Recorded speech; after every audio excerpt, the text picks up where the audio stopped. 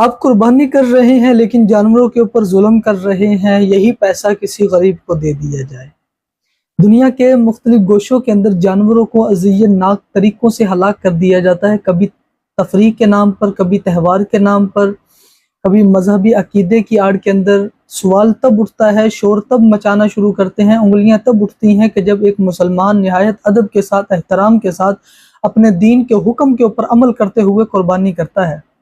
Spain کے اندر ہر سال ہزاروں بیلوں کو نیزوں چھریوں سے مار دیا جاتا ہے، بیلوں کو دوڑایا جاتا ہے، انہیں خوف، درد اور اذیت کے اندر مبتلا کیا جاتا ہے اور پھر اسے کھیل کا نام دیا جاتا ہے۔ کوئی سوال نہیں، کوئی احتجاج نہیں۔ ڈنمارک کے اندر ہر سال سینکڑوں لوگ ہزاروں ڈولفن کو صرف ایک رسم کے تحت قتل کر دیتے ہیں۔ سمندر کا رنگ سرخ ہو جاتا ہے، پانی درد کی گویا کہ چیخیں نکالتا ہے، کہا جاتا ہے کہ یہ تو ایک تہوار ہے۔ یہودی روایت کے اندر ایک رسم ہوتی ہے، ہزاروں مرغیوں کو سر سے پکڑ کر سر کے بل زمین کے اوپر پتھروں کے اوپر مال دیا جاتا ہے کہ ہمارے گناہ ان کے اندر منتقل ہو رہے ہیں۔ کہا جاتا ہے کہ یہ عقیدہ ہے۔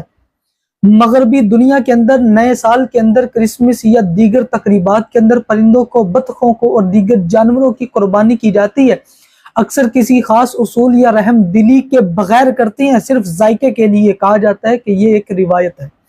اور جب مسلمان اپنے دین کے حکم پر اللہ کی رضا کے لیے ایک جان کو نہایت احتیاط، نرمی اور شفقت کے ساتھ ذبح کرتا ہے، پہلے پانی بھی دیتا ہے، پھر دوسروں کے سامنے جانوروں کو ذبح، دوسرے جانوروں کے سامنے جانور کو ذبح بھی نہیں کرتا، چھری تیز کرتا ہے تاکہ درد بھی کم ہو۔ تو دنیا پوچھتی ہے کہ یہ ظلم کیوں قربانی کرتے ہو، کیوں یہ وحشت پھیلا رہے ہو؟ کیا انسانی ہمدردی صرف اس وقت آپ لوگوں کی جاتی ہے جب معاملہ مسلمانوں سے جڑا ہو؟